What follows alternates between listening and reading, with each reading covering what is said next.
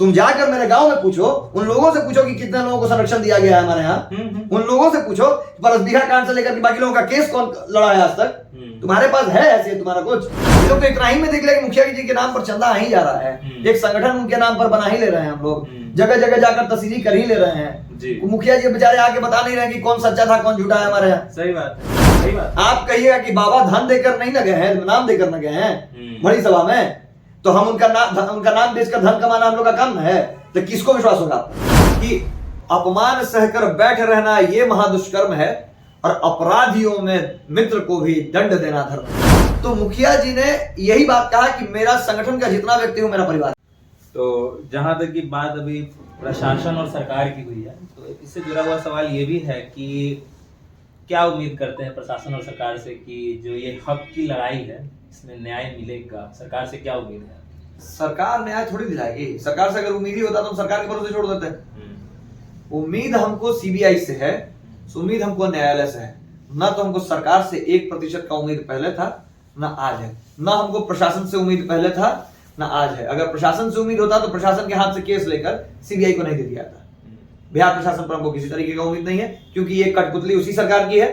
जब home ministry खुद नीतीश कुमार के हाथ में है, खुद चीफ मिनिस्टर के हाथ में है, और जब हमको सरकार ही से उम्मीद नहीं है तो उनके इन पुलिंदों से और उनके नुमाइंदों से हमको क्या उम्मीद रहेगा?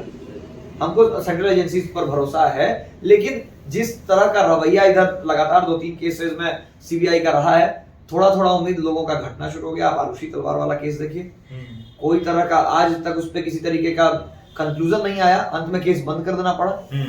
सेम चीज आपको मुखिया जी में भी 10-11 साल लग गया है। वो तो खैर कीजिए कि एक चश्मदीद है जो तटस्थ रूप से लड़ने को तैयार है, जिसके वजह से आपका चार्जशीट भी फाइल हो गया। नहीं तो इसका भी हमको लगता है अगर कोई लोग बोलने के लिए तैयार नहीं होते तो ये भी वैसे ही बंद हो गया होता। सेंट्रल एजेंसीज का जो है विशेष हाँ, हमको लगता है कि वो कुछ कर सकते हैं, उनको उम्मीद अभी बंधा है। और एक बार जब इनका चार्जशीट जब न्यायालय पर आएगा तो हमको लोअर कोर्ट पर थोड़ा सा ये रहता है, क्योंकि लोअर कोर्ट्स बहुत मर्यादा में रहकर कुछ फैसला देते हैं या बहुत कुछ सोच समझ कर देते हैं। हाई कोर्ट से ही हमको उम्मीद लगती है कि लास्ट में न्याय मिलेगा।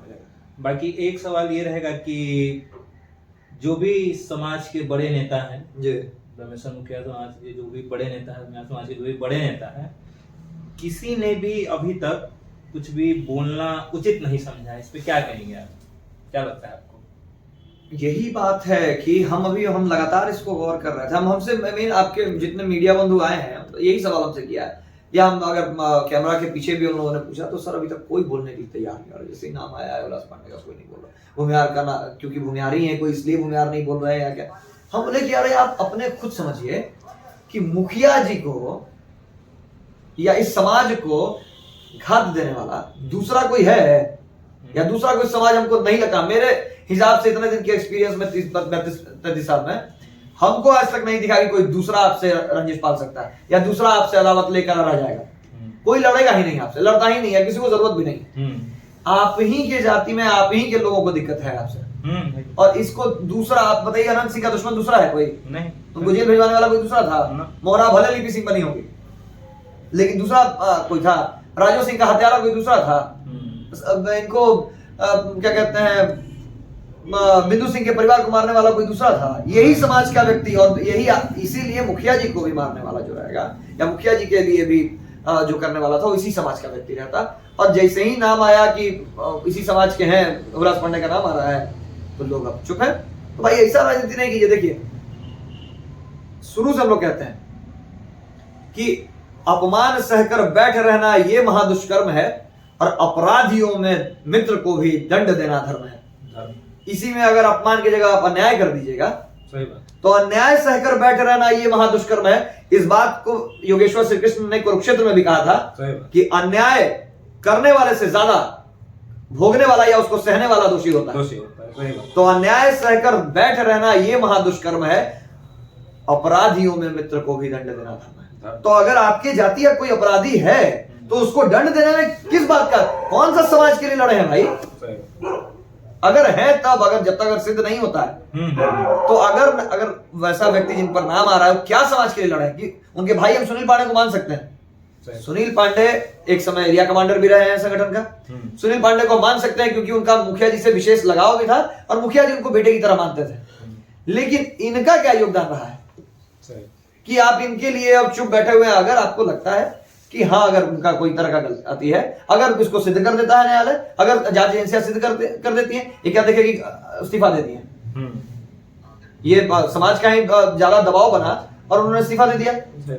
तो अगर इस्तीफा इन्होंने दे दिया है तो ये तो लोजपा का इस पर ये जाता है कि लोजपा इतने दिन से इनको रखी हुई थी और आज आपको लगा या नहीं लगा, आपने दबाव बनाया इन पर कि आप इस्तीफा दे दीजिए।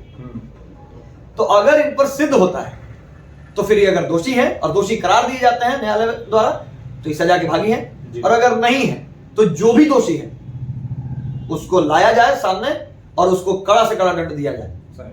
इसका हम मांग रखते हैं।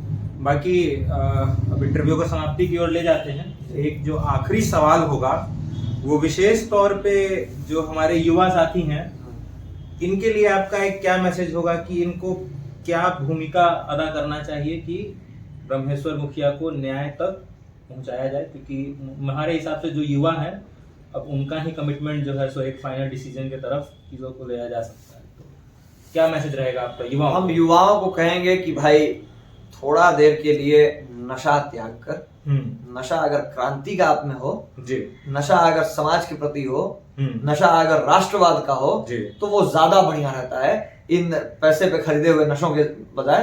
तो अगर आप में थोड़ा सा भी अगर स्वाभिमान बचा हुआ है, अगर आप में थोड़ा सा भी ये क्या कहते हैं मोरल बचा हुआ है, तो आप मुखिया जी के लिए खड़े होइए। क्योंकि आप अगर इस बिहार में आज खुलेआम जी और चल रहे हैं और आज हर जगह रंगदारी कर रहे हैं अपना जाति के नाम पर जी, या जहां अपने आप को उत्कृष्ट बता रहे हैं, वो सिर्फ और सिर्फ मुखिया जी की वजह से है। तो आप अपना दायित्व समझिए कि अगर वो नहीं रहते तो आप मुंह पर मास्क लगाकर और जनेऊ घर पर उतार कर और आप चलने को मजबूर थे। बूढ़ा बाल साफ हो चुका हो गया था लगभग, लोगों को जनेऊ देख देख के और 6 इंच छोटा कर दिया था। शाहबाद का उस समय हम लोग को याद है कि ट्रेन पर से उतार के जनेऊ अगर मिल गया जी तो सिर उतार लिया जाता था हंसुआ से। सही बात। आज आप इतने इत्मीनान से रात के 12 बजे के बाद भी घूम रहे हैं। तो दायित्व समझिए, अपना भार समझिए और मुखिया जी के लिए जैसे आवाज उठा सकते हैं उठाइए, लड़िए। मुखिया जी ही एक ऐसे व्यक्ति थे जिन्होंने एक लौता समाज के लिए लड़ा और कोई नेता नहीं थे। उनको समाज ने अपना बेटा स्वीकार किया था। तो उस बेटे ने आजीवन बेटा बनकर ही समाज की सेवा की और हमको लगता है कि कोई नेता उनका जगह नहीं ले सकता और उनको न्याय दिलाने के लिए भी हमको नहीं लगता है कोई नेता की आवश्यकता है। अगर जो समाज के बेटे हैं वही खड़े हो जाएंगे अगर, तो मुखिया जी जैसा और कोई व्यक्ति जो लड़ने के लिए तैयार हो समाज के लिए, उसको सोचना नहीं पड़ेगा। मुखिया जी जैसा व्यक्ति कि मरा भी तो आरा टाउन में मरा और अपना गांव खोपड़ा नहीं लग गया नहीं है। तो आप लोग क्योंकि आप में संस्कार नहीं आया, मुखिया जी के साथ रहते तो ना संस्कार आता। हाँ। मुखिया जी तो जिंदगी भर पूरे समाज को अपना बेटा बना लिए। आप इकलौता बेटा पोता तो रहे नहीं, सही। आप बेटा पोता इकलौता रहते और उनके साथ मिलाकर चल रहे होते, उनका संस्कार आप में आता तो उनको समझ में आता कि मुखिया जी वाला इन पे व्यक्तित्व है, तो लोग इज्जत पूजा करता। आज बताइए कि इस परिवार का, उनके मुखिया जी के अलावा उनके परिवार को कोई कहीं बैठने का भी अर्जी देता है? आज हर जगह आप मार्केट में जाते हैं, कितना जगह इंटरव्यू लिए होंगे, आप उनके परिवार के बारे में कितना कुछ सुनने के लिए आपको मिलता है, आप समझते हैं ना? हाँ है ही। काहे ऐसा हो रहा है? मुखिया जी वाला रेस्पेक्ट क्यों नहीं मिला? आप में व्यक्तित्व नहीं रहा मुखिया जी वाला। क्योंकि मुखिया जी हमेशा दूसरे के यहाँ रहे। आपको कभी उनसे संगत से गुण होते हैं, संगत से गुण आप उनकी संगति में रहे ही नहीं कभी। सही बात। समझिए, और यही कारण है कि मुखिया जी को न्याय आज तक नहीं मिला, क्योंकि ये लोग सिर्फ पैसा के पीछे भागते रह गए। कभी मुखिया जी के लिए नहीं, अरे इनको तो था कि मुखिया जी का और 10-15 साल अगर की जाए तो उतना दिन तक तो चंदा आते रहेगा उनके नाम पर, रेवेन्यू बस जनरेट होते रहे। तो ओम नारायण को क्या मदद करेंगे? एक तरफा विरोध शुरू कर दिया लोग। ठीक है, ओम नारायण बहुत बड़ा फ्रॉड थे, आपके परिवार के लिए लड़ रहे थे ना। हाँ। दूसरा लोग मदद कर रहा है जिसका कोई रिलेशन नहीं है। अच्छा, हमारे गांव में नाकाबंदी लगा था 7 साल का, अकबरपुर नाम सुने होंगे गांव का। पहला दस्ता था रणवीर सेना का, वहीं से पहला दस्ता मुखिया जी शुरू करवाए थे शाहबाद के बाद मगध में। वो गांव पहले 8 साल से लड़ रहा था नक्सलियों से अकेले। तब मुखिया जी को जब पता चला कि इस गांव में इतना हथियार है और इतने लोग हैं, इतना लोग लड़ाई लड़ रहे हैं, तब मुखिया जी उस गांव में पहुंचे थे। 8 साल का नाकाबंदी। पहला जुलागिर सिंह मारे गए थे, एरिया कमांडर हमारे गांव के थे, उनका बेटा हमेशा आया रहता है।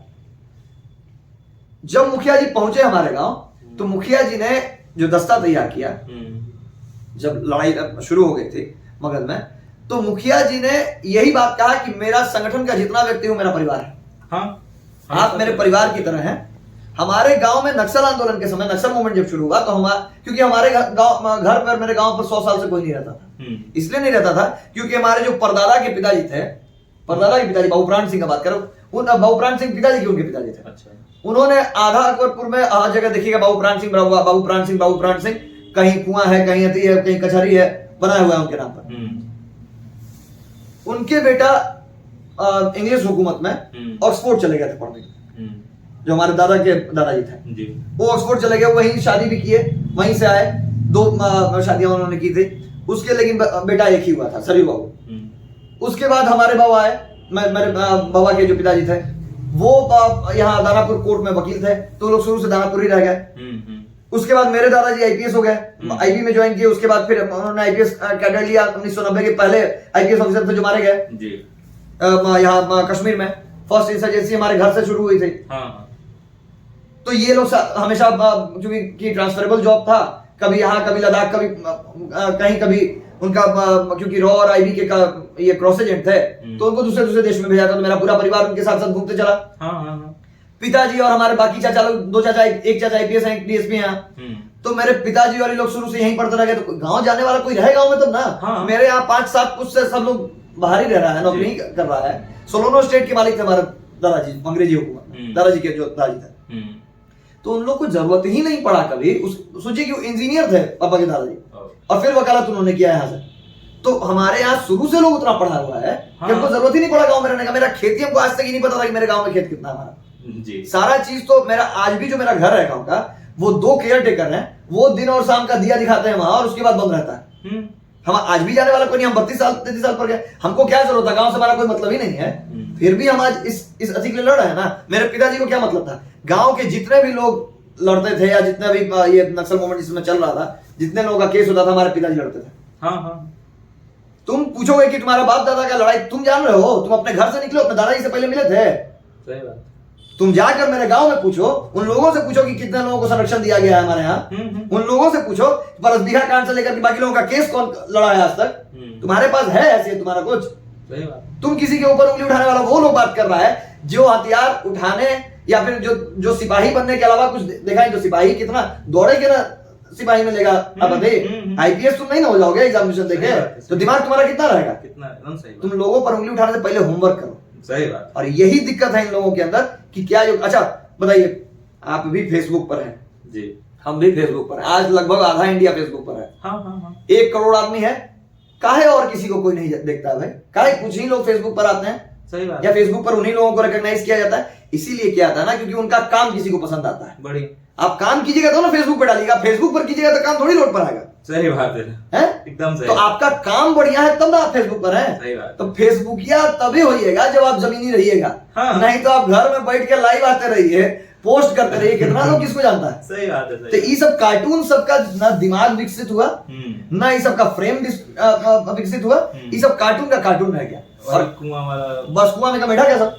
तो ये लोग को क्या मतलब है मुखिया जी से? ये लोग तो इतना ही में देख ले कि मुखिया जी के नाम पर चंदा आ ही जा रहा है, एक संगठन उनके नाम पर बना ही ले रहे हैं। हम लोग जगह जगह जाकर तस्वीर कर ही ले रहे हैं। मुखिया जी बेचारे आके बता नहीं रहे कि कौन सच्चा था कौन झूठा है हमारे यहाँ। सही बात है। तो इनके नाम पर आडंबर चल रहा है। मुखिया जी को न्याय दिलाने के लिए जब तक आप सही लोगों से नहीं, अच्छा पुराने जितने लोग हैं संगठन के जो मुखिया जी के साथ थे, बाके सिंह हो, तपसी सिंह हो, नथुनी सिंह हो, आपको इधर भिखारी मिश्र हो, आरा में चल जाइए उधर वकील चौधरी हो, राम सुरेश राय जी हो, सुधीर पहलवान हो, सानंदन पहलवान हो, आप इतने लोगों के पास जाइए, उनके परिवार के, उनके जो लोग अभी जबरदस्ती का झंडा ढो रहे हैं उनके नाम पर चंदा वसूल, उनके बारे में जाकर पूछिए।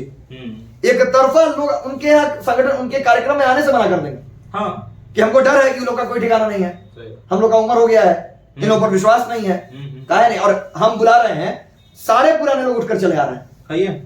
आप देखे होंगे यहाँ बाबू सभागार से लेकर जितना मीटिंग है, क्या है? क्योंकि उन लोगों को विश्वास है कि जो काम कर रहा है, अच्छा उनसे ज्यादा आप बेहतर चयन नहीं कर सकते हैं ना। उनसे ज्यादा एक्सपीरियंस भी आपका नहीं है। उन लोगों ने बहुत दुनिया देखी, उन लोगों ने उस संगठन का निर्माण कर दिया जी, जिस संगठन ने इतिहास रच कर दिखा दिया कि आज तक सुकमा और दंतेवाड़ा में जो चीज नहीं हो पाया, वो बिहार से नक्सलिज्म को खत्म करके दिखा दिया। सही बात। तो वो लोग अगर हम पर विश्वास करते हैं तो आपको दुख हो रहा है। आप उनके मन में जगह नहीं बना पाए ना। सही बात। आप उनको विश्वास नहीं दिला पाए ना। आप जब देखा कि जब संगठन के किसी व्यक्ति को पैसे की जरूरत है, आपको अगर लगा कि उसका परिवार बहुत माली हालत बहुत कमजोर है या बहुत दुर्दशा को फेस कर रहा है, तो आप वहां से कल्टी मार ली, कहीं हमको पैसा जो हम चंदा वाला लाए उसमें ना खर्च हो जाए। तो आप चंदा का पैसा अपने घर में भरने में, अपना शौक पूरा करने में, अपना गाड़ी और चेन बनवाने में खर्च कर रहे हैं, और संगठन के उन व्यक्तियों को छोड़ दी, किसको विश्वास होगा आप पर? सही बात। आप कहिएगा कि बाबा धन देकर नहीं न गए हैं, नाम देकर न गए हैं बड़ी सभा में, तो हम उनका नाम बेचकर धन कमाना हम लोग का काम है, तो किसको विश्वास होगा आप पर? होगा किसी को? एकदम। तो लोग आज आपसे अलग हो गया, सारे लोग आज आपके बुलाए हुए किसी कार्यक्रम में कोई जाना नहीं चाहता है। सही बात। और नहीं जाएगा। अब लोगों को धीरे धीरे सच्चाई का अंदेशा हो गया, उन लोगों को पता चल गया कि कौन सही में हमारे लिए, क्योंकि उनको भी तो दिक्कत है कि मुखिया जी मारे गए, आज उनके लिए नहीं खड़ा होगा, हमारे साथ भी कुछ होगा, हम भी उस संगठन के थे, लोगों का नजर तो आज होगा, आवाज बदला ले चाहे कर ले, तो भाई हमारे लिए भी अगर वो लड़ रहा है उनके लिए, तो हमारे लिए भी वैसा ही लड़का कोई लड़ेगा, तो वैसे ही लड़कों पर लोग अपना भार देंगे और विश्वास रखेंगे। आप पर से विश्वास टूट गया जमीनी स्तर पे काम एकदम। और इसलिए हम लोगों को वैसे लोग जिन्होंने मुखिया जी की न्याय की लड़ाई में अपना सर्वस्व निछावर कर दिया या साथ साथ कंधा से कंधा मिलाकर लड़ा है, उन लोगों के लिए जो कुछ करना पड़े समाज को वो करना चाहिए, चाहे ओम नारायण जी हो। आज उनका फिर स्थिति ठीक नहीं है, जितना पैसा दिए थे हम लोग उसका तो सारा ये हो गया, बैंक लोन चला गया, कुछ पैसा जो हम लोग इकट्ठा करवाए थे उससे अभी तक घर चल रहा था। तो भाई अभी भी जब तक तो और उनके ऊपर खतरा बढ़ गया। अब जब से चार्जशीट फाइल हो गया है, अब तो गवाह एकमात्र ही है, गवाही देने जाएंगे इनको सबसे ज्यादा खतरा है गवाही के बीच में कुछ ना हो जाए। तो भाई अब तो समाज का दायित्व फिर से बनता है ना कि उनको उनका तब तक संभालेगा जब तक गवाही गुजर ना जाए और अपराधियों को सजा ना मिल जाए। तो आपके चैनल के माध्यम से हम ये गुजारिश करेंगे कि मुखिया जी के गवाह को लाख उनका परिवार कितना विरोध करते रहे, क्योंकि उसको कुछ नहीं करना, ना पहले किया ना आगे करेगा, लेकिन उनके गवाह को बचाना हमारा आपका दायित्व है। तो जो हमसे हो हम लोग मिलकर उनको मदद करें और एक बार उनके परिवार को स्टैंड कर दें, क्योंकि वो व्यक्ति तैयार है कि हम कुछ हो, हम तैयार हैं मुखिया जी के लिए अपना बलिदान देने के लिए, मेरे परिवार को आप लोग देख लीजिएगा। तो दायित्व देखिए, सही बात, उस दायित्व को हमको और आपको, हम सब का जिम्मेदारी है जो भी मुखिया जी से लाभान्वित हुआ है कि उनके परिवार का ध्यान रखें। नमस्कार, बिहारी गरेजा देख रहे थे आप, और उम्मीद करते हैं कि आप हमें पसंद करते रहें, सुनते रहें और जुड़े रहिए। तब तक के लिए जय हिंद, जय भारत। और विशेष तौर पे शुक्रिया अमृतांशु जी का कि उन्होंने अपना कीमती वक्त हमारे साथ साझा किया। खैर, मिलते हैं, जय हिंद।